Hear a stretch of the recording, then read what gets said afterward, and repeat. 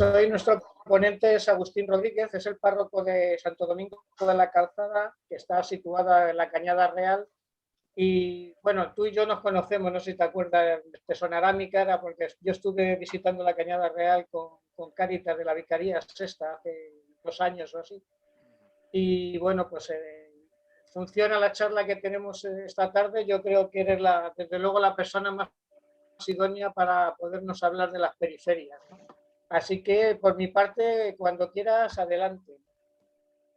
Bueno, pues lo primero esto, o sea, una vez más, el reconocer eh, pues esta posibilidad que me habéis brindado por retrasar el espacio, ¿no? Porque para mí sí que era una situación un poco estresante el que no me daba tiempo a llegar y bueno, pero gracias a Dios y a vosotros, pues al final ha sido posible. Bueno, vamos a ver. Una cosa sí te iba a preguntar, Juanpe. ¿Hasta qué hora tenemos? Normalmente es 1 hora y media lo que estamos dando Vale. este ¿Y con año el de curso, cambio de pero horario hay que hacer algún ajuste o tiramos hasta las 9? en principio no. Si hay alguien que se tenga que ir, pues se desconectará, pero vamos, yo aprovecharía la 1 hora y media de todo como siempre, para aprovechar lo mejor posible tu charla. Vale. Vale, de acuerdo. Pues vamos a ver, yo querría plantearos una cuestión, vamos, un poco el planteamiento de la charla es el tema de la iglesia y las periferias, ¿no? Yo creo que toda esta cuestión ahora de las periferias con el pontificado de Francisco se ha puesto como muy de moda y yo creo que necesitamos el recolocar también un poco todo este mundo de las periferias para que no terminemos cayendo en una visión un poco naif y bastante falsa de lo que la periferia es. La periferia no es un lugar especialmente atrayente, ¿no?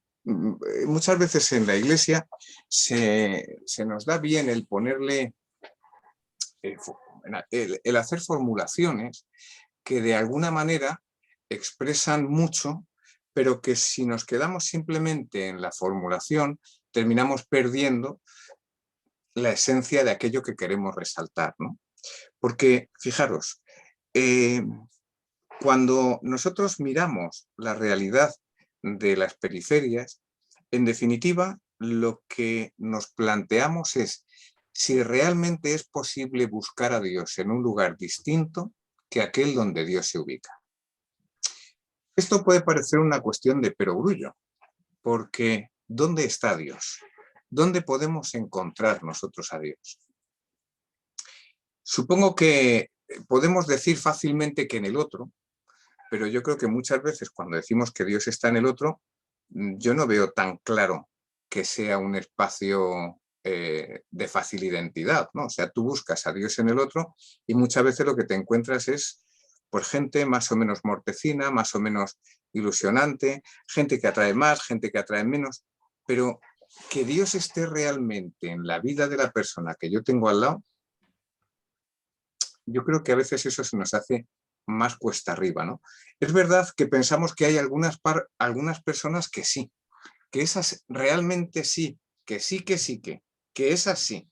Y esas son las personas en las que muchas veces les terminamos dando una importancia, una impronta, una capacidad, un reconocimiento, ¿no? Entonces da la sensación como que con esas personas sí que nos podemos vincular y estar a gusto. Es un poco esa sensación del Monte Tabor de decir, qué bien se está aquí. Estamos con aquellos que nos pueden acercar la presencia de Dios, ¿no? Reconocemos algo así como grandes popes, como grandes mediadores pontífices, ¿no? Que tienden puentes entre Dios y nuestra vida. Y es verdad que también además buscamos otro tipo de realidades donde también da la sensación de que podemos encontrarnos con Dios, ¿no? En ocasiones son lugares más o menos especiales, muchas veces lugares sacros, lugares catedrales, ermitas, santuarios, lugares donde tenemos un poco la sensación de que es el lugar donde Dios está presente y donde es más fácil acercarnos y respirar lo de Dios, ¿no? Entonces, bueno, pues intentamos ir buscando la posibilidad y la realidad que nos invita a meternos en esa dinámica de presencias donde la cercanía de Dios da la sensación de que se nos tiene que dar, pues así, a lo fácil, ¿no? No es la primera vez que alguien busca a Dios, ¿no?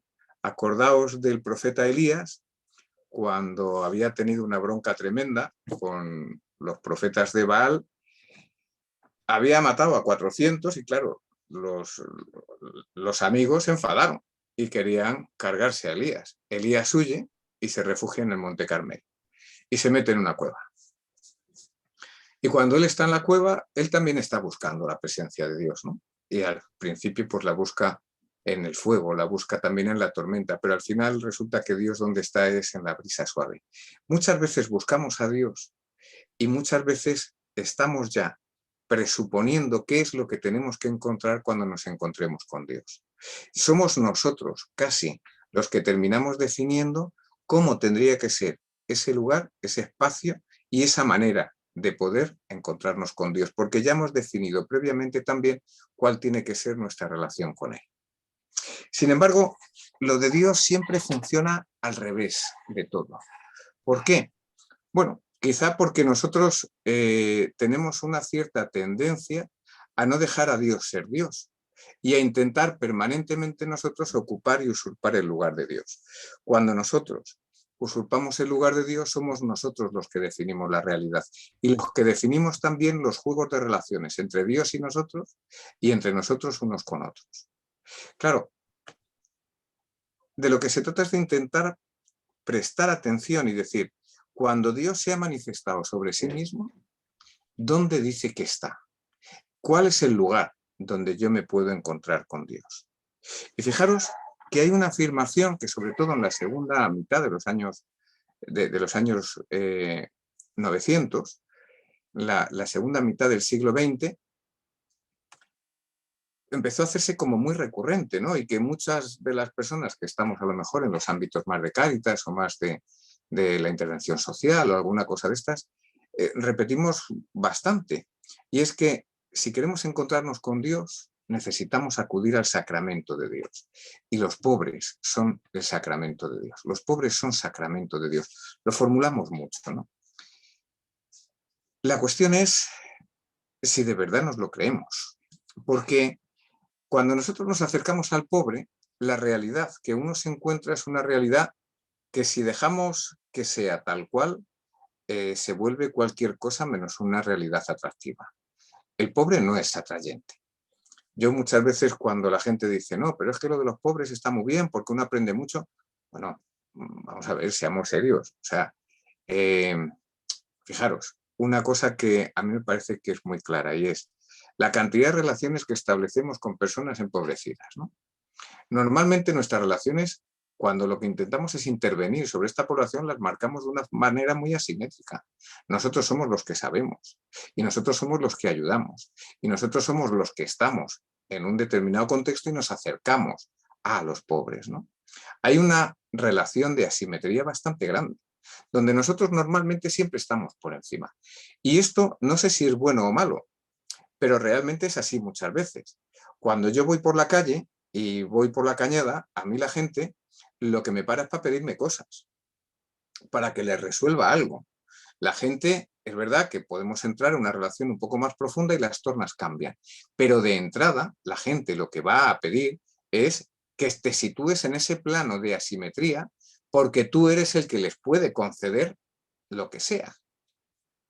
Entonces dices, en esas relaciones de asimetría, con personas donde dices, la higiene puede brillar por su ausencia, los modales pueden no ser nunca los adecuados, la capacidad de comprensión de las cosas que yo intento transmitir muchas veces son nulas. ¿Ese es el sacramento de Cristo? Esa es la cuestión. O sea, porque no podemos disfrazar la pobreza para hacer que la pobreza sea una experiencia de ternura. No, la pobreza no tiene nada de tierno. La pobreza es una aberración. Y es una aberración ante la cual Dios vomita. Dios no quiere que haya pobres. ¿Cuál es el ideal del pueblo de Israel? Que no haya pobres entre vosotros. ¿Por qué? Porque es que eso no es lo mejor que nos puede pasar. Entonces, ¿por qué Dios decide sacramentalizarse en esa realidad. ¿Por qué estar en el pobre? ¿Por qué estar en el desnudo, en el hambriento, en el que no tiene vivienda, en el inmigrante, en el preso, en la prostituta? ¿Por qué? ¿Por qué? Yo creo que ahí hay todo una propuesta por parte de Dios de gestar una realidad nueva, un cielo nuevo y una tierra nueva. Normalmente, cuando nosotros pensamos nuestros juegos de relación desde lo que somos, me da lo mismo pensar en la educación o pensamos en la sanidad o pensamos en lo que sea, en cualquier cosa que sea. Cuando nosotros pensamos la realidad desde cualquiera de esos ámbitos, lo que intentamos es pensar algo que funcione. Y normalmente lo que hacemos es que funcione para nosotros, para los que tenemos la facultad de poder crear eso. ¿Cuál es el problema? Que entonces casi nunca los pobres caben en esa realidad. Casi nunca. Fijaros, nos ocurre en el ámbito de lo educativo. Creamos determinadas líneas educativas que formulamos, que planificamos, creamos colegios, eso sí, colegios también tiene que haber donde los niños pobres, pero luego los niños pobres no terminan de arrancar, se quedan ahí engatillados, ¿no? O sea, los planes no están pensados para esa realidad. Pienso, por ejemplo, en mi barrio, ¿no? Mi barrio, cuando empezamos a vivir la situación de la pandemia y todos nos quedamos aislados, pues mi barrio, como otros muchos barrios, los niños no podían ir al cole. Entonces, inmediatamente dijeron, venga, pues esto es fácil de resolver. Los niños se conectan telemáticamente y ya está, se resuelve la papeleta. Todos los niños ya pueden estar conectados a sus clases, ¿no? Pero claro, en la Cañada eso no podía pasar, porque muchos de los niños no tenían posibilidades de acceder. Entonces, de repente, aparece alguien, bien intencionado, por supuesto, y dice, no os preocupéis, nosotros les vamos a dar tablets a todos los niños de la Cañada. Y se pusieron a repartir tablets para que todos los niños pudiesen acceder a las clases online. Pero es que no tenemos cobertura de móvil, es que no hay cobertura telefónica, con lo cual no tenemos conectividad. Entonces, ¿para qué queremos las tablets? Fijaros que el planteamiento estaba muy bien pensado. El planteamiento era perfecto. Si los niños no pueden venir a clase, si los niños además manejan tremendamente bien todo lo que es su mundo de la tecnología, oye, venga, les damos las clases a través de Internet. Pero no es verdad, porque hay muchos de ellos que siempre se quedan fuera, que siempre se van a quedar al margen, que siempre se van a quedar en esa periferia. De manera que la cuestión está en si hay otro modo de poder pensar toda la ordenación, toda la regularización de lo que nosotros somos. Lo podemos seguir pensando desde donde nosotros estamos. O podemos entonces ir a otro lugar para ver si es posible desde ese otro lugar empezar a pensar en algo que haga que todo el mundo quepa. A nosotros nos pasa con la catequesis, fijaros, esto es una cosa también importante, ¿no? Los planes de catequesis muchas veces están pensados para barrios y para parroquias que funcionan de una determinada manera. Si yo en una parroquia tengo muchos catequistas y si yo en una parroquia tengo muchos niños y muchos padres concienciados que vienen con sus niños a misa todos los domingos y fiestas de guardar, y si todo eso funciona así, la catequesis, los materiales de catequesis, el esquema de la catequesis puede funcionar bien. Ahora, si la realidad en la que yo me encuentro es que tengo unos niños donde los padres los traen a catequesis, pues vete tú a saber por qué, y no estamos en otro contexto totalmente distinto. Cuando en un barrio no somos capaces de distinguir al Padre de Jesús, de San José y del Espíritu Santo, y si terminamos pensando que San José es el Espíritu Santo, es que no es el mejor material el que tenemos para intentar abordar la situación de la transmisión de la fe. Cuando no pensamos desde ellos y pensamos desde nosotros, luego llegamos con un proyecto que no cabe. Y al final los pobres siempre se siguen quedando fuera. Claro, fijaros que esto en la tradición bíblica era algo que ya ocurría y que de alguna forma Dios mismo toma la iniciativa para proponer un cambio en ese planteamiento de funcionar como grupo, como sociedad, como tribu, me da igual. Hay una propuesta nueva. Cuando el pueblo de Israel sale de Israel y se mete en el desierto, Dios se hace presente en medio de su pueblo en un lugar físico, donde todo el que quiera hablar con Dios tiene que acudir. Pero ese lugar es una tienda de campaña, ese lugar está fuera del campamento. Y eso es curioso. La ubicación de Dios está fuera del campamento. Podemos utilizar el término fuera del campamento porque Israel en ese momento es un pueblo nómada. Es un pueblo nómada que va de lugar en lugar, entonces va con sus tiendas de pastores, se van moviendo de un lugar a otro. Llega un momento en el que Israel se asienta y por lo tanto, una vez que Israel se asienta ya en un territorio concreto, se estructura, da ese salto de lo que llamamos el neolítico, ¿no? El paso de esos grupos cazadores y pastores que se asientan, ya se empiezan a dedicar a la agricultura, organizan su sociedad de una forma diferente, ¿no? Entonces podemos hablar bien de fuera del campamento o bien de fuera de la ciudad. Entonces, la ubicación de Dios está justamente ahí, fuera de la ciudad. Y fuera de la ciudad es un lugar curioso, porque fuera de la ciudad es donde se quedan los extranjeros, por ejemplo. Los extranjeros no pueden entrar en la ciudad. Tienen que terminar siendo aceptados, admitidos, pero tienen una tramitación muy larga. De entrada, los extranjeros se tienen que quedar fuera de la ciudad. Fuera de la ciudad es el lugar de los excrementos. Pensad que en aquella época no había letrinas ni había cosas así, ni había conductos de agua que pasasen por medio del campamento y limpiasen todos los excrementos. No, había que salir fuera. Y había que salir fuera del campamento y ese era el lugar donde estaba la tienda del encuentro, en el lugar de los excrementos. Era el lugar de las impurezas. O sea, los que por una u otra razón eran impuros, y en Israel había muchos impuros, no podían entrar en la ciudad, no podían entrar en el campamento, tenían que quedarse fuera. Es el lugar donde se queman también los cuerpos de los animales que se han ofrecido en sacrificio. Entonces, la ubicación de Dios en la tradición de Israel está fuera del campamento. Claro, vivir con eso se hace muy complicado. Y bien pronto ya David quiere romper esa lógica y decir, no, si yo vivo en un palacio, Dios no puede vivir en una tienda de campaña, hay que construir un templo y hay que construir un templo en el centro. David tiene una visión muy organizativa de lo que es la sociedad. Decide que necesita tener una capital para aglutinar todo ese juego de confederaciones de tribus que Saúl había sido capaz de unificar. Pero él necesita darle una fuerza y una impronta mucho mayor. Necesita buscar una ciudad que no pertenezca a ninguna de esas tribus y busca una ciudad que es la de los jebuseos, la ciudad de Jerusalén. Ahí establece él su capital. Y bien pronto lo que necesita es darle a esa capital la oficialidad de la bendición de Dios.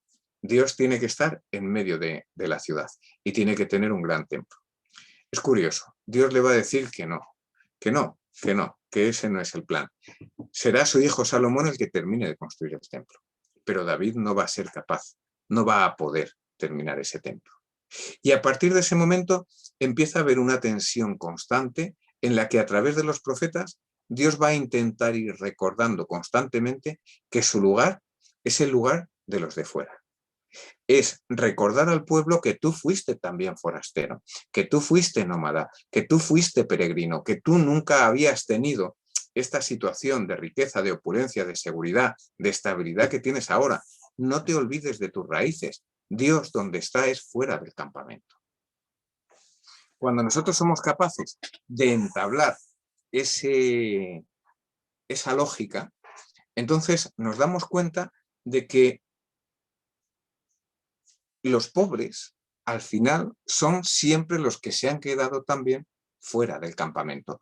No es ninguna casualidad que justamente a los barrios periféricos, a las zonas periféricas, se circunscriba la mayor parte de la pobreza de la ciudad.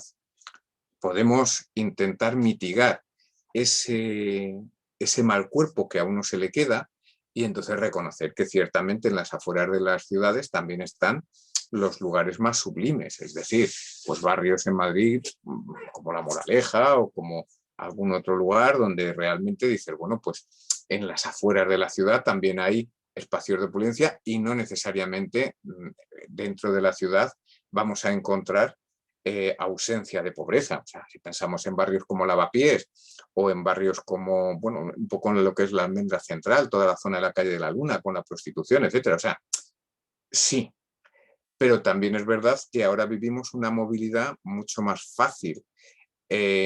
Históricamente, el exterior, la periferia, es donde se ha dado una mayor concentración de las situaciones de exclusión y de pobreza que obviamente salpican al resto de la sociedad, porque en definitiva nada de lo que ocurra en una sociedad es ajena a sus miembros. Si nosotros generamos o dejamos que se genere pobreza alrededor nuestra, esa pobreza nos va a salpicar y esa presencia nos va a alcanzar. Y la inmundicia de lo que genera esa pobreza también nos va a afectar, pero de eso hablaremos luego ya más adelante. La cuestión está entonces en darnos cuenta de que cuando decimos que los pobres son el sacramento de Dios, lo que estamos diciendo es que en los pobres es donde se manifiesta Dios. Pero cuidado, los pobres son el ámbito en el que Dios se expresa, en el que Dios se manifiesta. Los pobres en ningún caso pueden ser el medio para que nosotros nos salvemos, que eso en ocasiones también como que nos aprieta mucho, ¿no? O sea, si los pobres, si nosotros tenemos que estar con los pobres, pues entonces, para que nosotros podamos salvarnos de alguna forma, pues lo que necesitamos es ir a ayudar a los pobres, ¿no? Y pobres, pobres, pobres, pobres. Mirad, yo en la Cañada hay iluminados, pero para aburrir, ¿eh? Para aburrir. Gente que les va a dar pisos a todos, gente que les lleva leña, gente que hace no sé qué, pero muchas veces no se paran a mirar en las consecuencias de todo eso. Y muchas veces los pobres se terminan convirtiendo en un medio para que yo me sienta bien. Resulta que yo tengo, un día me llama un tipo, digo, por poner un ejemplo, me llama una persona y me dice, en el día 4 de enero, no de este año, de hace ya unos cuantos años, y me dice, oye, tengo 2000 roscones de chocolate para llevar a la Cañada, para que así todos los niños pues, puedan tener un roscón de chocolate en su casa el día de Reyes. Entonces yo digo, bueno, vamos a ver, ¿pero qué es lo que quieres que yo haga? No, pues que organices el cómo repartirlos y tal. Digo, pero ¿esto lo vas a hacer todos los años? Bueno, este año tengo, el año que viene no sé si tendré o no tendré. ¿Pero te has planteado algún tipo de logística para ver cómo vamos a poder distribuir eso? No, bueno, yo había pensado que como tú estás allí, digo, o sea, que a ti te sobran 2000 roscones, me los quieres entoligar a mí para que yo se los dé a los niños y les deje con la cosa colgando de ver si después va a haber más roscones. Y hombre, no, si te sobran roscones, búscate la vida, el problema es tuyo, no nos lo pases a nosotros. Pero hay muchas ocasiones, fijaros, en determinados contextos hay dinámicas o estructuras o intervenciones que dispensan una determinada serie de recursos, ¿no? Pues hay sitios donde se da comida. Entonces, tú tienes, nosotros, por ejemplo, en la explanada de la parroquia tenemos dos espacios, además de la administración, uno de la comunidad y otro del ayuntamiento, donde se dispensa comida, ¿no? Pero si yo tengo comida, tengo que ir allí a darla. Quiero decir, al final, entonces, ¿qué es lo que estamos haciendo ahí? ¿Con qué estamos trabajando? Cuando nos acercamos a los contextos de pobreza, ¿a qué vamos? Porque muchas veces lo que terminamos haciendo es regodearnos en nuestra propia salvación. Y entonces estamos utilizando al pobre como un medio para yo sentirme bien. Y eso sí que tenemos que tener mucho cuidado. Porque la pobreza y los espacios de exclusión son terreno sagrado. Ahí no podemos entrar como un elefante en una cacharrería. Si ese es el lugar donde Dios se manifiesta, ¿A quién se le ocurriría entrar en la Catedral de Burgos a hacer una paraliturgia a la hora en que los canónigos están cantando, la hora intermedia? Pues a nadie. Pues habrá que ver qué es lo que se está haciendo en ese lugar de la pobreza, en ese contexto de exclusión. Y habrá que ir con oídos para ser capaz de entender y de leer, de aprender a leer cuál es la sinfonía que ahí se está tocando. Para sumarme o para no sumarme, pero no para no reconocerla y pensar que es que al final, como yo tengo roscones, pues venga, barra libre. La bronca que me cayó porque yo les privaba a los niños pobres de roscones el día de Reyes. Digo, vaya, lo que me faltaba ya.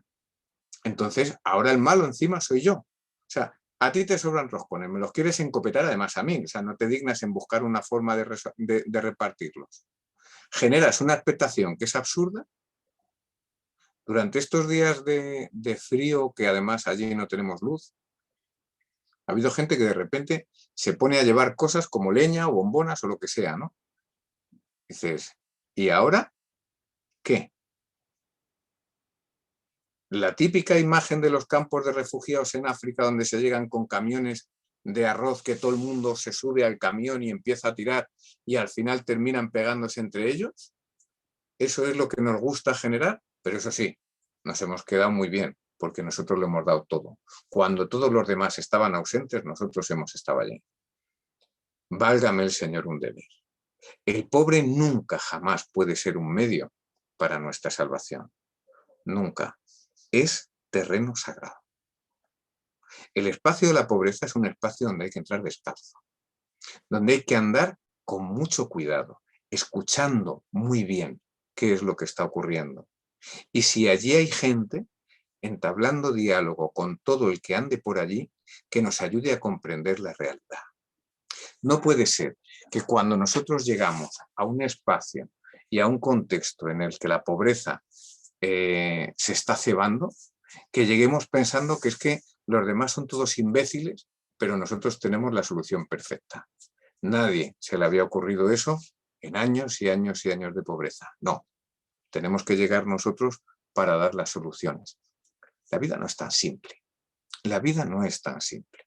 Y tendremos que ser capaces de llegar a esos espacios con temor y temblor.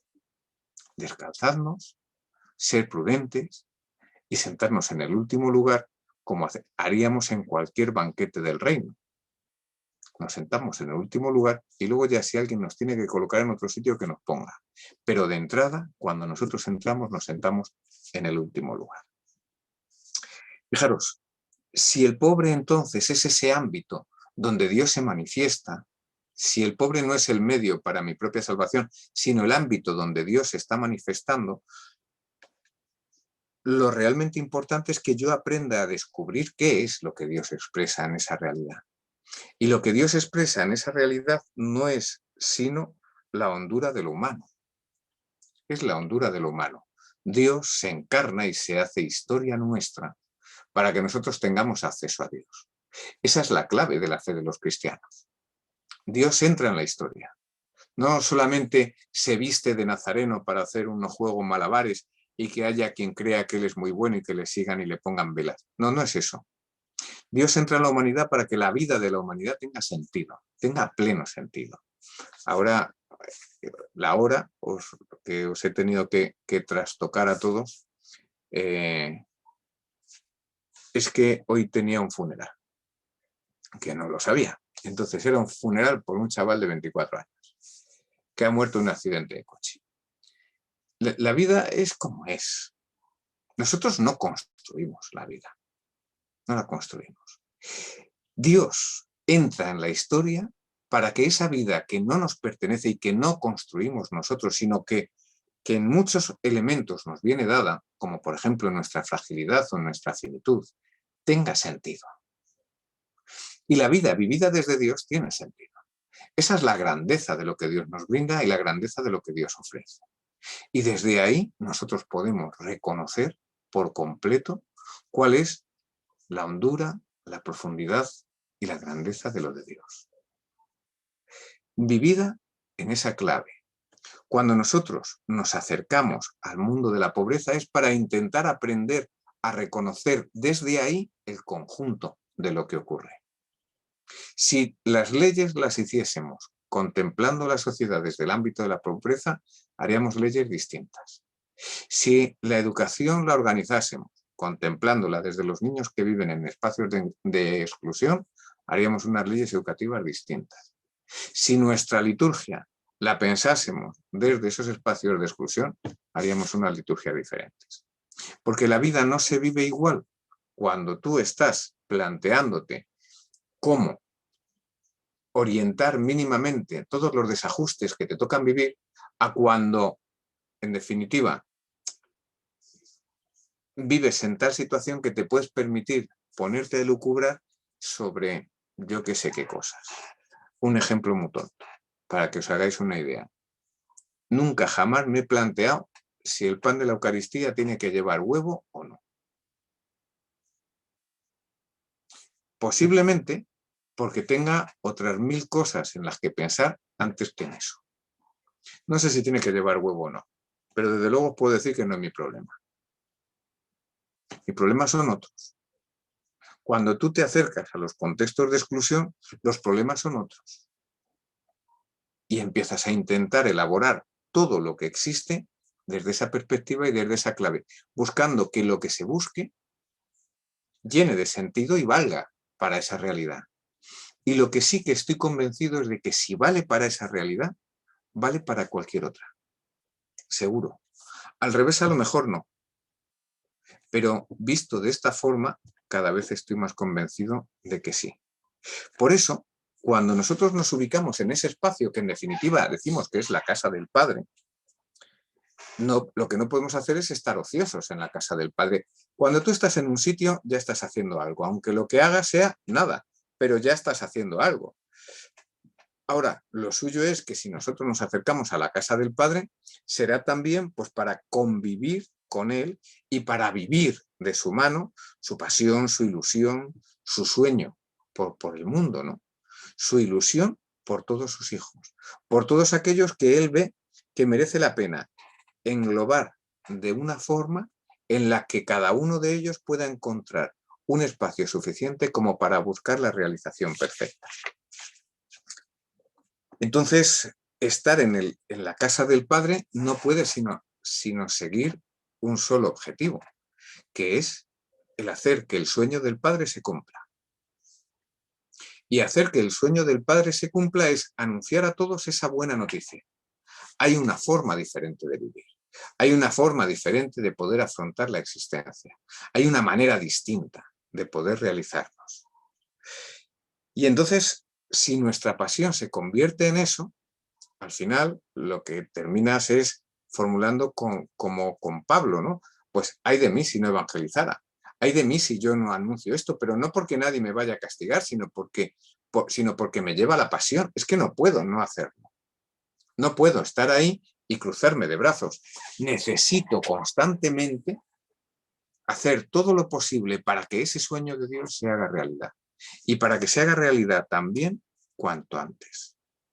Entonces, claro, si de lo que se trata es de asomarnos a ese espacio de lo sagrado, a ese espacio que es el espacio de Cristo, ese espacio que es el ámbito donde Dios se manifiesta, y ese espacio nos invita a estar haciendo con Dios, claro, ahora el problema es ¿y cómo lo hacemos? ¿Cómo lo hacemos? ¿Cómo anunciamos?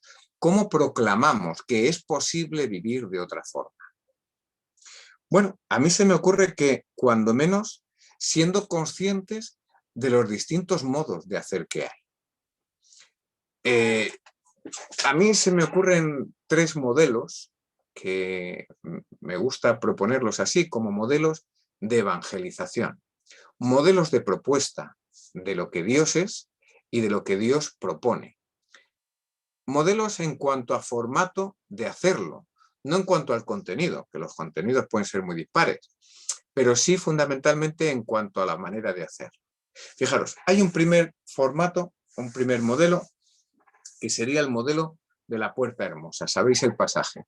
Juan y Pedro van al templo y entonces se encuentran a un tullido allí sentados en las escaleras del templo que les dice, ja, señorito, deme algo. Y entonces, pues ellos echan mano y dicen, pues no llevo nada. pero eso sí, lo que llevo te lo voy a crujir doblado. Y le cascan el querigma desde que empezó la cosa en Galilea hasta lo que había ocurrido después en Jerusalén. Se lo clavan entero, entero. El cojo allí aguantando el chupinazo. Claro, no se puede ir porque es cojo. Y se tiene que quedar allí el hombre a lo que sea. Eso es lo mismo que nos pasa a nosotros cuando estamos apasionados con algo. Yo siempre pongo un ejemplo que es el ejemplo de las bodas, ¿no? O sea, cuando tú vas a casa de unos recién casados, dice, ¿quieres ver las fotos? A ver quién es el guapo que dice que no. Claro, dices, pues habrá que ver las fotos. Te sientas allí, ahora ya nos sentamos delante de un televisor a ver las fotos, ¿no? Y entonces empiezan las fotos de la boda. Y fíjate aquí cómo estamos, no sé qué, y mira aquí tal, tal. La foto de la boda ya llevas 40 minutos y sigues todavía sin salir del templo. Luego ya empiezan las fotos del banquete. Y cuando ya parece que todo se va a acabar, dice, y ahora las del viaje a Tailandia, cuando podíamos viajar, ¿os acordáis, no? ¿Qué? Y entonces tú ya te meten en el avión. Todas las fotos del avión, las del hotel, las de la gente que hemos conocido en el hotel, la del viaje de no sé cuánto. Tú deseando ya que se acabe el viaje, que vuelvan a casa y que se dedican a su vida cotidiana. No, y ellos siguen ahí, pom, pom, pom, pom. Y ya cuando te descuidas te ponen lo del elefante. Y ahora el elefante levanta la pata. Y fíjate, aquí le dimos un cacahuete y lo cogió con la trompa. Y tú diciendo, pero por favor que se acabe esto ya, ¿no? Y entonces cuando ya parece que se va a acabar todo, te vienen las fotos del vuelo de vuelta, que también hubo un percance en el aeropuerto y también te lo van a contar. Ese es el modelo Puerta Hermosa. Yo tengo una especie de nieta que, bueno, se me cae la baba. O sea, ¿qué queréis que os diga? Es la hija de una niña ya, no, claro, de una mujer que cuando era niña, bueno, pues estuve siempre muy vinculado a ella y entonces ahora ya, pues esta niña, ya mujer, pues ha tenido ahora una cría, es lo más parecido que voy a tener yo en la vida a una nieta. Oye, es que lo vivo con la pasión de todo abuelo, es que no hay domingo. En la misa allí en Santo Domingo, que no les cuente, yo intento verla siempre que puedo, pues, al menos una vez a la semana un ratito, ¿no? Es que lo tengo que contar. O sea, es que me pongo a enseñar, me sale, ¿eh? O sea, ahora mismo se empiezo a enseñar las fotos de la niña y es que es la más lista, la más guapa y la más maravillosa del mundo. O sea, no hay nada como ser abuelo. Esto es una filigrana. Mejor que ser padre, porque cuando tuve que vivir todos los avatares de su madre, joder, yo solamente ahora recuerdo que tengo su madre de la adolescencia. De cuando era pequeña casi no me acuerdo. Y ahora con esto de la abuelez, pues oye, como que es otra fiesta, ¿no? Esto va, está mejor. Esto es el modelo de la Puerta Hermosa. Si de ahí ahora mismo doy el salto y os empiezo a poner las fotos de que el otro día estuvimos en el Safari Park, os las tragáis entero porque ya no hay quien me pare. Ese es el modelo de la Puerta Hermosa. Es el modelo de aquel que está enamorado de lo que sea, y lo casca. O sea, lo tiene que contar, se lo tiene que contar y con pelos y señales. Es verdad que puede ser un modelo muy invasivo en ocasiones, pero en el fondo es el modelo de lo que estamos haciendo ahora. O sea, esta clase, en el fondo, es una propuesta metodológica de Puerta Hermosa. Yo, a lo largo de mi vida, he ido descubriendo que merece la pena lo de Dios por tal y ahora llego aquí y os lo casco. Y os tengo ya todos con el micrófono cerrado, aguantando el chaparrón de lo que yo tenga que contar. Y encima yo me ilusiono y me vengo arriba y gesticulo y subo la voz y modulo. Eso es el modelo de la Puerta Hermosa. No es necesariamente bueno, pero tampoco es necesariamente malo. Es un modelo, y es un modelo que si somos conscientes de él, lo usaremos cuando convenga usarlo, en el momento en que convenga usarlo, para las personas a las que haya que aplicarlo, y poco más. Pero no es el único modelo, porque quizá en ocasiones, si fuese el único modelo, nos podíamos terminar convirtiendo en un absoluto tostón, porque le estaríamos contando a mucha gente muchas historias que en el fondo que le importan. ¿Qué os importa a vosotros cómo me llevo yo con mi nieta? En definitiva, nada. Que para un ratito está bien, 3 minutos. Luego ya o pasamos a otra cosa o esto se agota. Entonces, hay otras propuestas también de poder acercarnos al otro y trabajar con él. Hay una propuesta que es el modelo de Emaús. El modelo de Emaús, también conocéis el pasaje, ¿no? Jesús va haciendo su camino y encuentra a dos que vienen de Jerusalén y que cuando coinciden en el camino, Jesús les pregunta, ¿y de lo vuestro qué hay? Oye, qué buena pregunta. ¿Qué hay de lo tuyo? ¿Qué hay de lo tuyo? Fijaros que a diferencia de la puerta hermosa, no es que yo tenga algo que contarte y voy y te lo crujo. No, aquí la pregunta inicial es, ¿qué hay de lo tuyo? ¿Cómo lo llevas? Y los otros se quedan sorprendidos. Los otros sacan todo su dolor y toda su rabia y todo su cabreo y toda su frustración, porque la vida es una mierda. Vamos, podría haber sido perfectamente el escaparate de cualquier bar ante las elecciones del 4 de mayo. Todo el mundo protestando de lo que fuera, unos a unos, otros a otros, pero todo el mundo diciendo, esto no es lo que queríamos. La vida se nos ha pirado, se nos ha hecho añicos, teníamos nuestros sueños, nuestras ilusiones, y se van desvaneciendo. Es verdad que unas mujeres han ido esta mañana al sepulcro y han vuelto diciendo que yo que sí, unos ángeles y tal, pero vamos, que de todo esto hace ya 3 días, nosotros no sabemos nada y esto es una mierda. Se entabla entonces un diálogo, y un diálogo de lo más interesante. ¿Pero no sabíais vosotros que esto era así? ¿O qué pensabais vosotros que era? ¿Qué es lo que pensamos nosotros muchas veces de la vida? ¿Qué es lo que pensamos de la vida vivida desde Dios? Esta tarde, cuando estaba con esta familia que había perdido a su hijo, lo de Dios no te va a quitar el dolor nunca. Dios no es un analgésico para vivir. No lo es. La vida vivida desde Dios no es una vida rosa, no es una vida placentera, no es una vida... No, es la vida, donde muchas veces el misterio que esconde la propia vida es que no sepamos situarnos ante él. Y por eso, en ocasiones, la vida nos da la vuelta y nos da zarpazos y nos araña y nos envenena. La propuesta de Dios es ayudarnos a comprender la realidad de ese misterio de la vida.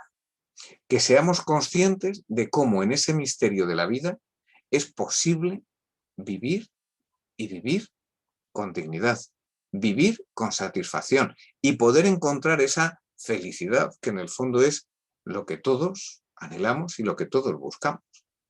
Desde el hombre de Atapuerca hasta el último niño que haya nacido hoy. Lo que buscamos es estar a gusto. Eso que llamamos los frutos del espíritu, ese vivir bien, ese estar bien, ese estar agraciados, ese estar en gracia frente a ser unos desgraciados. Una gente que todo es un dolor, que todo es un asco, que todo es una mierda. No, lo que queremos es vivir eso otro. El problema es cómo. Y Jesús, cuando va por el camino con los de Emaús, lo primero que hace es desmontarles aquello que ellos pensaban. ¿Qué era lo que vosotros creíais? Vosotros no sabíais, no os habíais dado cuenta de que el Mesías tenía que vivir todo esto.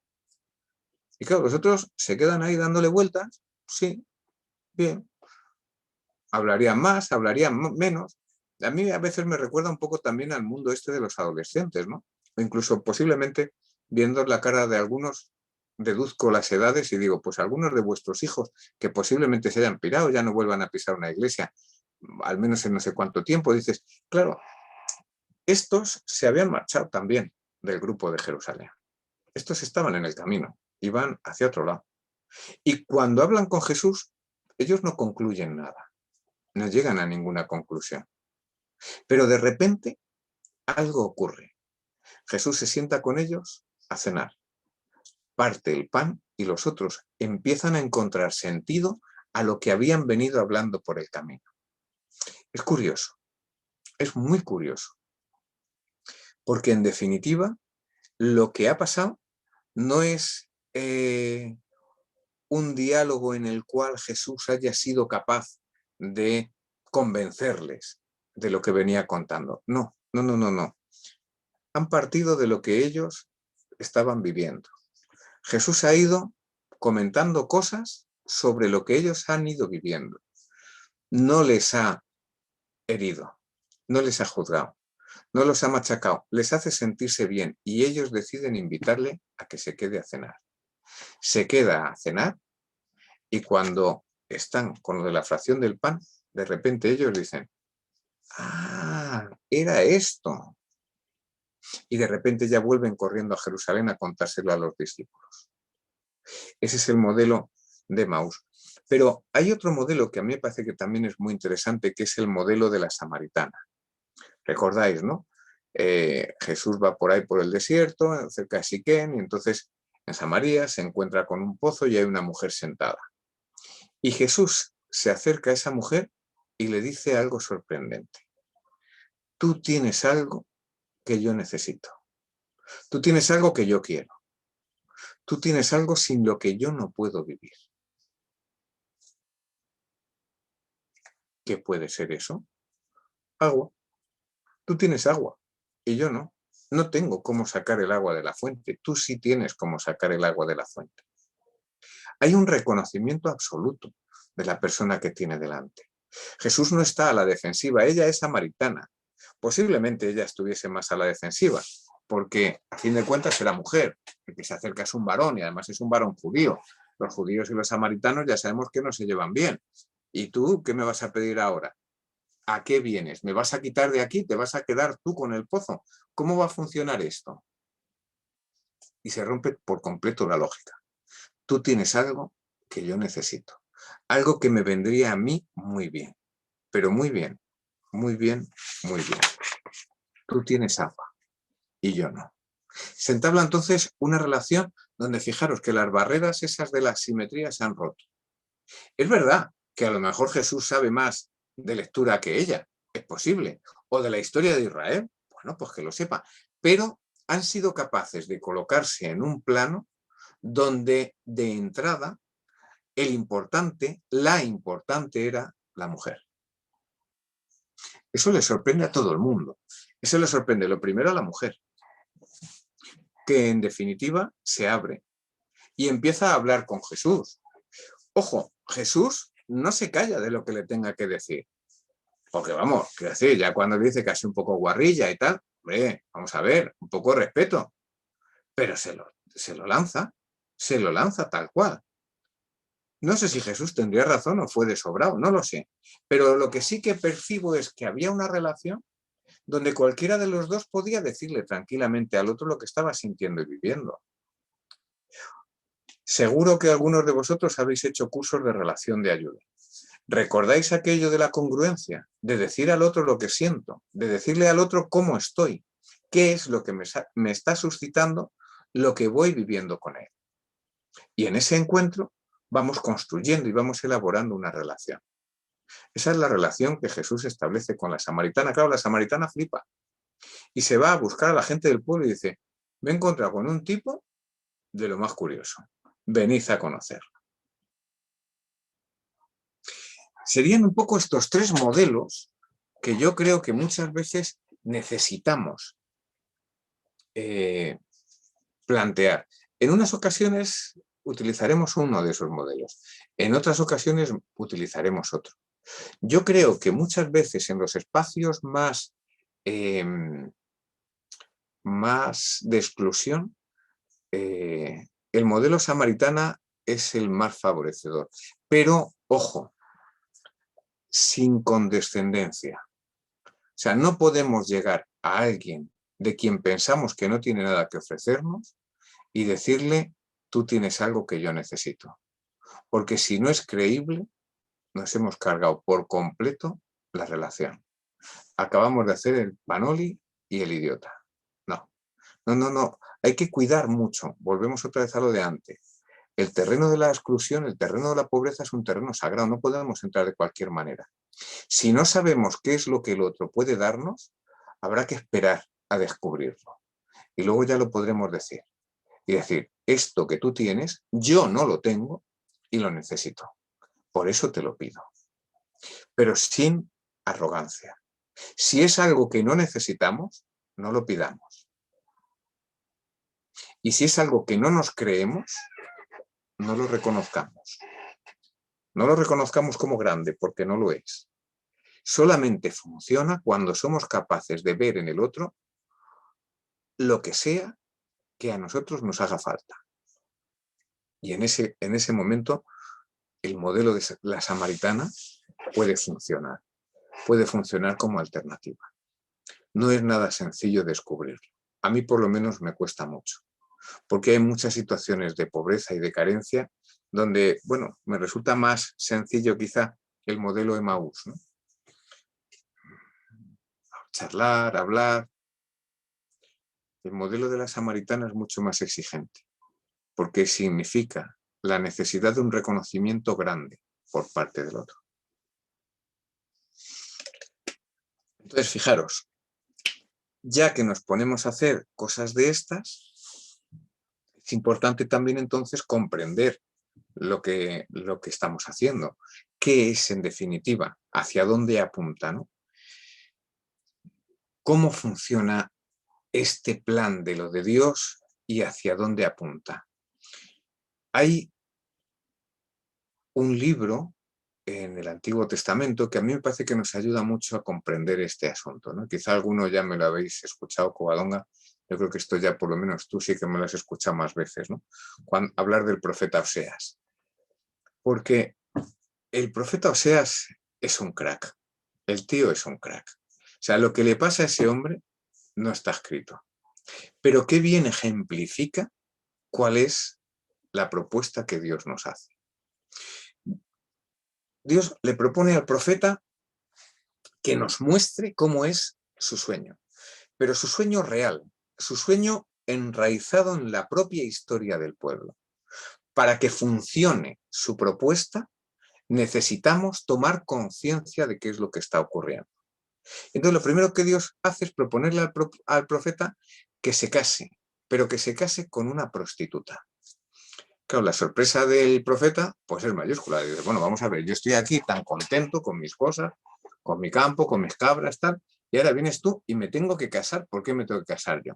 Porque necesito expresar cómo es la radicalidad del vínculo que yo siento con mi pueblo. Y el vínculo que yo siento con mi pueblo es el vínculo marital, es el de la entrega del hombre y la mujer. Pero lo que quiero expresar es que mi cónyuge, no quiero utilizar la expresión mujer para que no suene mal, pero mi cónyuge se ha prostituido, se ha ido con otros. Fijaros que esto tiene mucha miga, porque nosotros estamos muy acostumbrados a pensar en el adulterio como el echar una canilla al aire o algo así, pero es mucho más serio que esto. El adulterio es el irnos con otro. Es el irnos con otro. Y cuando Dios establece esa relación entre la vida marital y la relación suya con su pueblo, en el fondo lo que Dios sufre es que su pueblo se ha ido con otro.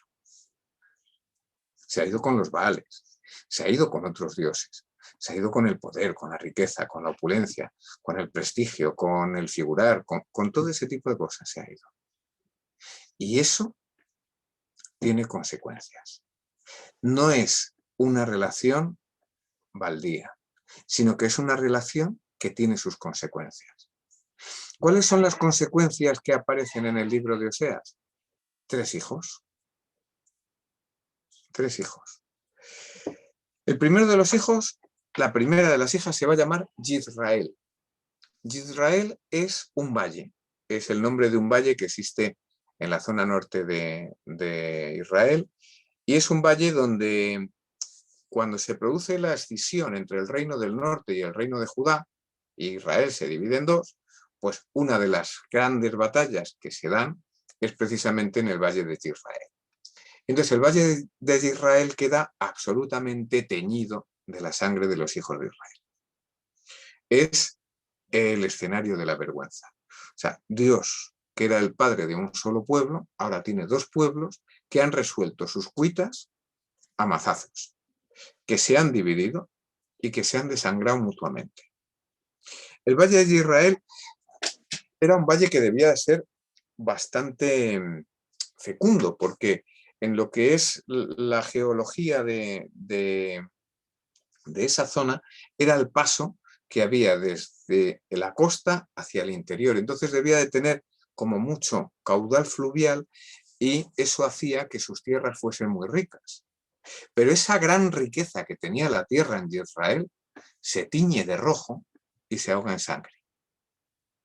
Esa es la primera de las hijas del profeta de esa relación. La segunda la va a llamar no compadecida. Y la va a llamar no compadecida porque ya no hay piedad. En ese suelo de Israel ya se cometen todo tipo de desmanes. Va a ser ahí donde muera Jezabel. Es un lugar de oprobio, es un lugar donde no puede ya terminar ocurriendo nada bueno. No hay compasión, no hay piedad.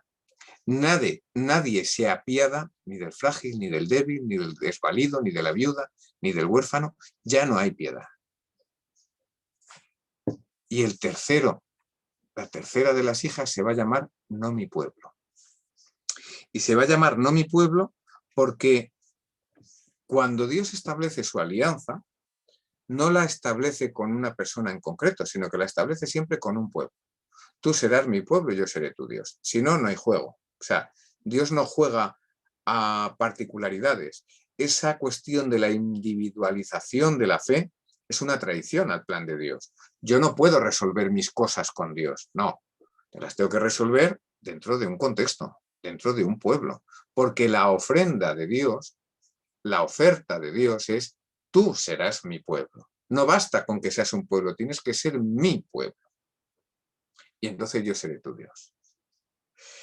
Claro, el resultado de la unión del profeta con la prostituta es no mi pueblo, no hay pueblo. Y por lo tanto no hay pacto. Y por lo tanto no hay reino, no hay posibilidad de que se dé nada en ese contexto. Y entonces Dios lo que le viene a decir el profeta es: mira, tal y como están las cosas, es que te agarraba y te daba con la mano abierta hasta que me sangrara la mano. Eso es lo que le sale decirle a Dios al profeta. Y ya cuando le tiene así agarrado que le va a dar, dice: pues no te voy a dar. Y te voy a explicar por qué no te voy a dar. ¿Sabes por qué no te voy a dar? Porque yo soy Dios. Y yo no pienso como tú. Yo lo vivo esto de otra forma y entonces Dios interviene. Y cuando Dios interviene, la realidad de los hijos cambia. Pero cambia de una determinada manera. No cambia simplemente por cambiar, cambia de una determinada manera. Fijaros, la primera hija se seguirá llamando igual, Israel, pero con una perspectiva diferente. Se llama Israel y uno puede tener la sensación de que nada ha cambiado, pero sí ha cambiado. Ha cambiado que ahora somos capaces de reconocer nuestra propia historia. Cuando nosotros como pueblo somos capaces de establecer un relato sobre lo que nosotros hemos vivido junto con otros, pero el relato de verdad, el relato que autentifica la verdad, entonces y solo entonces podemos abrirnos a una realidad nueva. Fijaros que esto es algo que ha sido como muy común en lugares donde ha habido mucho dolor y mucha muerte. Por ejemplo, las comisiones de la verdad que han existido en Perú, que han existido en Bolivia, que han existido en El Salvador. ¿Por qué? Porque hace falta tener un relato que sea común, y que nos cuente cómo hemos vivido cada uno de nosotros esa historia. Hay lugares donde eso no se ha hecho. Yo creo que España es uno de los lugares y de los momentos en los que eso no se hizo nunca. Cada uno que ha ido teniendo una parcela de poder siempre ha intentado prestigiar lo suyo y desprestigiar lo del resto. Y al final las heridas no se curan. Cuando nosotros somos capaces de reconocer nuestras propias heridas y cuando somos capaces de asumir que el de al lado tiene un relato que puede no ser como el mío, pero que lo podemos compartir y hacerlo juntos, entonces estamos creando las bases para que Israel pueda seguir existiendo sin mentiras. Una cosa que a mí me marcó hace muchos años fue cuando asesinaron a Tomás y Valiente en la universidad, ¿lo recordáis? Bueno, yo creo que aquella fue la primera gran manifestación en la que mucha gente salió a la calle con las manos pintadas de blanco diciendo, yo tengo las manos limpias, ¿no? Yo a mí me dije, yo no puedo salir ahí. Yo no tengo las manos limpias. No tengo las manos limpias. ¿Quién tiene las manos limpias? Yo creo que en Israel todos tenemos las manos llenas de sangre. De una forma u otra o de una sangre u otra. Digo, no lo sé, no soy yo quien tenga que juzgar eso, gracias a Dios. Pero nuestra vida tiene sus sombras. Y cuando vamos por la vida de sobraos, estamos en el viejo Israel. No estamos en el nuevo Israel. El nuevo Israel es capaz de reconocer su pecado. Y si hace falta ser discreto, serlo. Pero sin mentiras. Sin mentiras. Reconociendo que todos hemos vivido relatos distintos en nuestras historias. La segunda hija, no compadecida, sí que cambia de nombre. Se va a llamar compadecida. ¿Por qué? Porque desde esta nueva clave y con la intervención de Dios sí hay compasión. La compasión va a ser un elemento fundamental.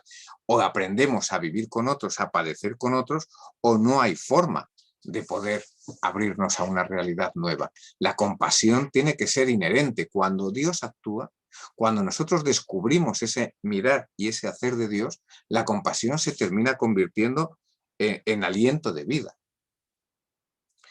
Y no mi pueblo también ve transformado su nombre. No mi pueblo se va a transformar no en mi pueblo. No es eso, lo que el nuevo nombre no va a ser mi pueblo. Parecería que sería lo lógico. Parecería que lo lógico es no mi pueblo se transforma en mi pueblo. Lo mismo que no compadecida se convierte en compadecida. No, el nombre nuevo que Dios le va a dar es el de hijos e hijas de Dios. Es mucho más que el formar pueblo. Fijaros, formar pueblo es institucionalizar nuestras relaciones. Un pueblo, en definitiva, es la posibilidad que tenemos de vivir juntos los unos con los otros para aprovecharnos de la riqueza que todos tenemos y para poder vivir con más plenitud que si viviésemos aislados. Eso nos va a obligar siempre a intentar estructurar nuestros juegos de relación en base a leyes, en base a legislaciones, en base a organigramas, en base a programas, a lo que sea, ¿no? Tendremos que ser capaces de ordenar nuestra vida en común. Eso es un pueblo. Pero lo que Dios nos propone es, vamos un poco más allá, que esas relaciones no sean simplemente la de unos determinados juegos de poder que podemos equilibrar de una u otra forma. Fijaros, si nosotros somos hijos e hijas de Dios, lo primero es que reconocemos que la figura del Padre es distinta de la nuestra. Yo no soy el Padre. Por lo tanto, yo no ocupo el lugar del Padre. Recordad la parábola aquella del padre que tenía 2 hijos. El hijo mayor se cabrea y el padre le dice, bueno, ¿a ti qué te importa? Vamos a ver, este hijo que se ha ido es mi hijo y soy yo el que decide quién se sienta aquí, quién va a tener un banquete y quién no. Es que no es tu casa. El hijo mayor se cabrea porque ha cogido la casa como si fuera suya. La lectura del Evangelio de hoy es muy significativa. No sé si la recordáis. Esa en la que dice Jesús, el que pierda, el que tenga madre, padre, hermanos, hermanas, casas, tierras, tal, recuperará 100 por 1, madres, hermanos, hermanas, y no menciona al padre. No menciona al padre. O sea, tú pierdes al padre, pero no recuperas al padre. ¿Por qué? Porque el padre es él. Porque el padre es Dios. Cuando nosotros reconocemos que se entabla una relación diferente, donde el Padre es Dios y donde nuestra relación es de fraternidad, ya no caben los juegos de poder para ver si ahora yo me pongo encima de ti o tú encima de mí. Fijaros, en nuestra España, nuestra querida España, desde hace 2 siglos estamos a bofetadas partidos por la mitad. 2 siglos a guantazo limpio.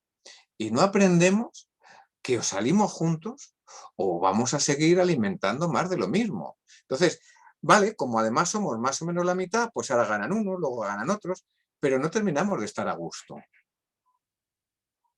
No terminamos de estar a gusto. Vivimos en la confrontación porque nuestro sueño y nuestro ideal es de poder frente al otro. En el reino de los hijos e hijas de Dios eso no ocurre.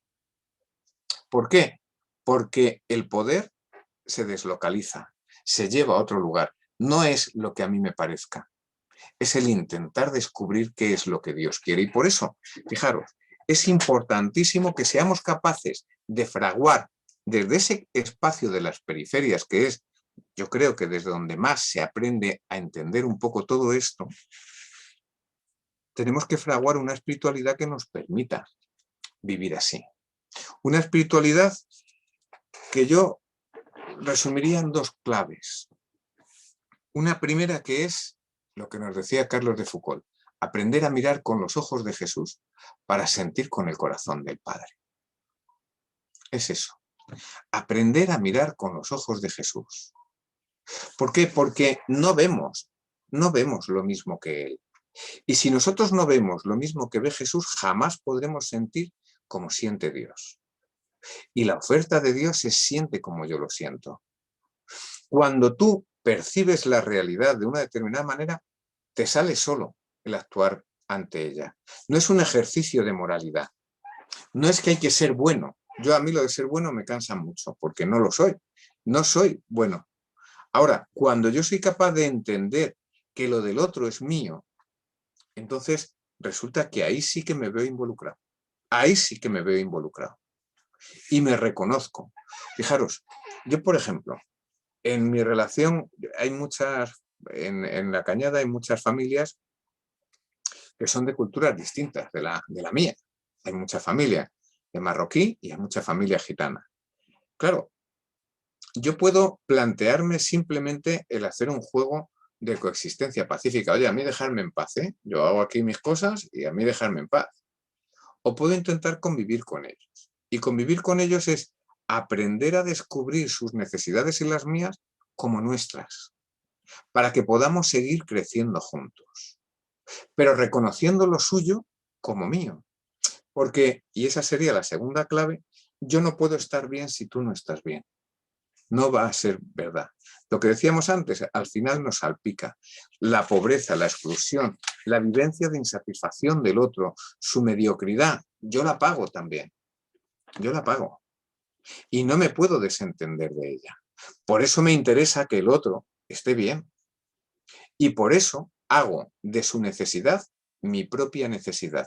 De forma que podamos ir construyendo una... no una solución, sino construyendo un futuro donde realmente tu necesidad y la mía queden cubiertas. Y queden cubiertas porque han sido nuestras. Y queden cubiertas porque tú lo haces posible y porque yo lo hago posible. Y en ese juego de relaciones podemos ir trabando y encontrando entonces una posibilidad de futuro. ¿Esto es posible? Yo creo que sí. La experiencia, ya llevo 30 años de cura, la experiencia me dice que es posible y es muy frágil. Se puede ir a la mierda, pero con chascar los dedos. Es muy fácil destruir, muy fácil. Es mucho más difícil construir. Pero sigo creyendo que cuando somos capaces de construir algo hermoso, como lo de los discípulos de Maús, cuando algo ocurra, vamos a volver a recuperar esa misma ilusión y a descubrir la hondura y la profundidad de aquello que habíamos vivido. De eso estoy convencido. Y precisamente por eso me parece que es fundamental que seamos capaces de apostar por caminos de encuentro y por caminos de diálogo. Que seamos capaces de construir esa realidad nueva con todos los actores que hay en el territorio. Con todos, no los elegimos nosotros. Como no elegimos a los comensales en la casa del Padre, es el Padre el que los elige. Nosotros estamos en un lugar y nos encontramos gente así y gente asado, gente de este lado y gente del otro, gente que piensa de esta manera y gente que piensa de otra manera.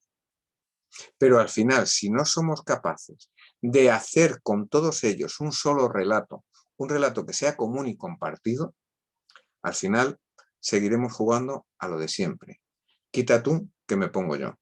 Y en la medida en que eso siga ocurriendo, seguiremos teniendo un mundo pues, que nos ahoga y que nos incapacita para lo que Dios nos propone, que en definitiva es ser felices. Pues son -10. Si os parece, dejamos estos 10 minutillos. Yo, si queréis, puedo seguir hablando 10 minutos, media hora, lo que me echéis, ¿eh? O sea, no tengo yo mayor problema, pero tampoco se trata de aburrir al personal. Entonces, si queréis, podemos compartir un poco y dialogar. Muy bien, como siempre, si alguien está interesado, quiere hacer alguna pregunta, que abra el micrófono. Agustín. Muy buenas, Javier. ¿Cuánto tiempo? Yo quería hacerte una pregunta que no me han explicado nunca. Es, ¿por qué decimos que los pobres nos evangelizan? Yo no sé la respuesta, pero te cuento cómo lo vivo yo, por si te vale. Para mí, los pobres me evangelizan porque son los que me aportan la clave desde la cual mirar la realidad de una forma más parecida a como Dios creo que la ve.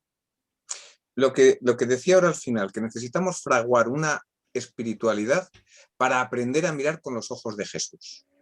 El contexto de la pobreza nos obliga, nos exige mirar la realidad de una determinada manera. Y yo creo que esa es la manera de mirar la realidad de Jesús.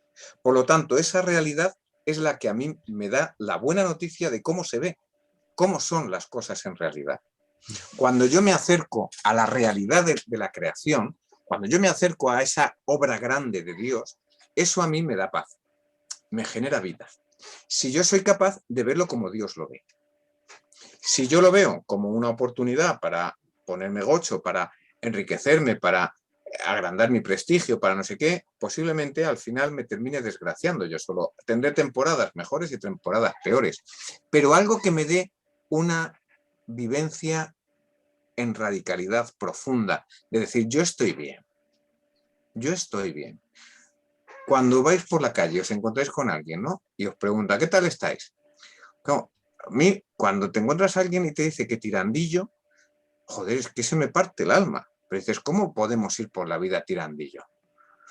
Claro, mientras que no nos salga el decir, no, no, muy bien. Dices, bueno, pero te acaban de despedir. Dices, sí, sí, pero a pesar de eso, vamos a ver, os vuelvo a decir lo de antes. La vida no es una película naif, ¿no? No es una simpleza. La vida es muy dura. Lo que pasa es que la vida, a pesar de su dureza, merece la pena. Yo creo que cuando nosotros aprendemos a mirar con los ojos de Jesús, situándonos en el lugar desde el que Él mira, pues claro, si me coloco en otro sitio ya no veo cómo veía Él. Entonces, yo creo que esa grandeza de la buena noticia de Dios, esa propuesta de Dios, te termina calando. Yo no sé si esa es la respuesta o no, pero a mí por lo menos, te iba a decir, me funciona bastante, me funciona bastante. Entonces, incluso cuando la vida se me pone atravesada, sé de quién me he fiado, pero eso no me quita mi Gesemaní, ¿eh? Ni me quita el llanto, ni me quita el dolor, ni me quita la ausencia, ni me quita la angustia. No, todo eso es mío. Pero eso también aprendo a verlo cuando miro con los ojos de Jesús desde donde Jesús está. Y cuando Jesús está en la cruz y reza, todo ese dolor, toda esa impotencia que él siente, la reconozco como mía. Y entonces esa impotencia a mí ya no me sobra, porque forma parte de lo que yo soy. Y lo veo desde la mirada del pobre, del clavado, del crucificado, pero que puede ser la Raquel, que se queda sin su padre porque no tiene gasolina para echarle a un generador. Y esa rabia y esa impotencia te hacen percibir la realidad de otra forma. No te invita a ser un salvapatrias, pero aprendes a mirarla de otra manera. Bueno, yo qué sé, Javier, si te vale. Gracias, gracias.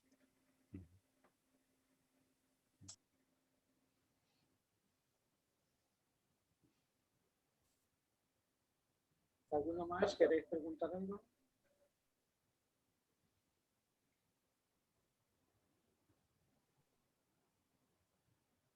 Bueno, como veo que no se anima nadie, pues nada, ¿Alguien quiere hablar?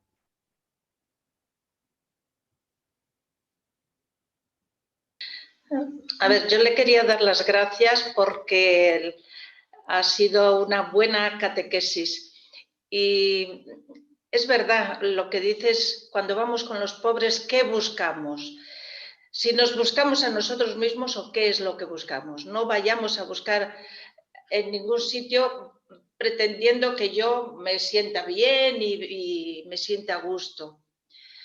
Bueno, yo es que he trabajado muchos años en África y veo pues la necesidad de estar, o sea, de escuchar, primero escuchar para aprender de los otros, escuchar a los mayores para ver cómo poder empezar y sobre todo ir siempre con un corazón pobre y un corazón humilde.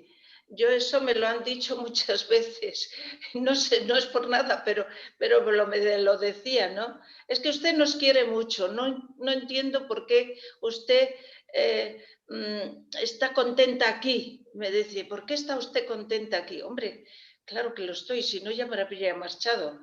O sea, pero que la necesidad de saber escuchar y de saber estar a su lado, eso es lo muy importante. Y después, pues claro, viene todo lo demás, lo que vas a hacer, ¿no? Y pretender, pues que salgan, vivir desde no hacerte pobre como ellos, porque eso para ellos no es testimonio. Para ellos yo he visto allí mismo que no es testimonio que tú te hagas pobre como ellos, porque eso dicen que no puede ser. Si tú puedes ser de otra manera, pero sí desde la experiencia de la pobreza de ellos, vivir también la tuya. Y muchas gracias por esta conferencia. Pues fíjate, eso a mí me recuerda siempre a un teólogo alemán que vivió después de la Segunda, bueno, vivió la Segunda Guerra Mundial y claro, era muy duro intentar hablar para un alemán de Dios después de Auschwitz. Eso lo llevaban fatal, ¿no? Y en un libro muy interesante que tenía este tipo, él hablaba de decir, nosotros no somos ellos. En referencia a esto que señalas, decir, no me puedo hacer pobre como ellos, es imposible. Yo he estudiado, yo tengo 2 carreras y ellos no. O sea, quiero decir, y no me las puedo quitar de en medio porque eso ha construido mi cabeza y ha construido mi manera de entender la realidad y de estructurar las cosas. Se me ocurren cosas que a ellos muchas veces no se les ocurre. O sea, el pobre al final es aquel que cuando va, o sea, que cuando tiene todas las posibilidades de salir adelante de la situación en la que se encuentra, va y la caga, por eso pobre, claro. O sea, yo no soy ellos, yo eso lo tengo clarísimo, ¿no? Y luego hay otro elemento que señalas que yo también me parece muy importante subrayarlo siempre, ¿no? Que es la humildad. O sea, cuando uno llega a un sitio, o sea, tú llegas a un lugar en África, ¿no? Y dices, es que aquí no hay agua. Y dices, coño, pues vamos a canalizar el agua. Espérate un tiempo. Date un tiempito. Que aquí no, lo mismo, alguien ya se le había pensado esto y resulta que no se puede ser porque es que el canal del agua tiene que pasar por no sé dónde y no se puede. Porque a lo mejor es un terreno que es importante o sagrado para otra cosa. Y dices, bueno, pues es que entonces no se puede hacer la canalización. Entonces, esa humildad que nos lleva a decir, mira, yo llego a un sitio y por lo menos, hasta que no llevo un año, no tengo la sensación de decir yo soy de aquí. Cuando puedo empezar a contar. El año pasado vimos, a partir de ese momento formas parte de una historia que en la que puedes ir asumiendo un rol, ¿no? Pero hasta ese punto yo creo que es fundamental, pues eso, la humildad, el dejarse acompañar y el dejarse enseñar. Me parece que la has clavado. Es que ahí está el tema, sí. Esperanza, perdóname si antes te he interrumpido, no te he dado paso, pero es que en algunos momentos se me va y se me viene la línea y no había visto que estabas interviniendo. ¿De acuerdo? No pasa nada, no pasa nada. Vale. Bueno, pues yo ya, si no hay ninguna pregunta más, ¿hay alguno que quiere preguntar? Bueno, Agustín, pues solo solamente, perdónenme Dime. un segundo, solamente Sí, daros sí. las gracias una vez más, porque yo reconozco que, válgame el Señor, un deber, para nada que he dicho, el teneros lo loco que os he tenido este curso. Primero, el día que tenía la conferencia, que me atacó el virus y nada, que no pude daros la charla. Y luego hoy, que ya lo teníamos todo organizado, ya estábamos todos felices. Y resulta que, bueno, pues ha surgido lo del tema del funeral y os he vuelto a hacer polvo, ¿no? Así que muchas gracias por vuestra paciencia y por vuestra comprensión, ¿vale? No, hombre, muchas gracias a ti por esta charla tan enriquecedora que nos has impartido hoy y también darte las gracias por la labor que desempeñas en la Cañada Real, que yo creo que todos los presentes te agradecemos e incluso diría que te envidiamos, en el sentido de que estás más cerca de Dios porque estás más cerca de los pobres. Y luego Bueno, permíteme una pequeña bromita. Te acabas de contagiar de una nueva enfermedad que me dijo a mí mi hija el otro día, de la que yo también te acompaño, que se llama nietitis, cuyos síntomas son los que acabas de describir perfectamente con tu nieta. es que soy un yayo total, ¿eh? Soy un yayo, o sea, es que me veo, todavía no me he visto, pero me veo en la valla de la guardería, bueno, porque es un edificio, cuando voy a por la niña, que me toca a mí ir a por ella alguna vez, bueno, Jesús, un subidón, ¿eh? Bueno, pues lo dicho, muchas gracias y a todos vosotros los presentes también daros las gracias por vuestra asistencia y bueno, pues una vez que pase, bueno, desearos también un buen verano dentro de lo que cabe y una vez que pase el verano, pues supongo que ya os iremos informando para el próximo curso, las charlas que se vayan a impartir y os iremos teniendo atendidos como este año dentro de nuestras posibilidades y no sé ya si podrán ser presenciales o a través de internet, pero se hará lo que se pueda. Así que muchas gracias a todos. Bueno, pues muchas gracias. Sí, muchas gracias, Agustín. Y nada, deciros que esta es la última sesión de este curso 2020-2021. Y bueno, ya seguiremos y se colgará igual que se están colgando todas las demás, para quien quiera volverlo a escuchar esta charla tan interesante que nos ha expuesto Agustín. Siempre es un placer escucharle. Cuando Covadonga la cuelgue, como las últimas charlas anteriores, pues os iremos informando para el que quiera volverla a escuchar o se la quiera pasar a alguien que no haya podido asistir, pues la podéis ver, como siempre. ¿De acuerdo? Así que buena tarde a todos. Adiós. Hasta luego. Adiós.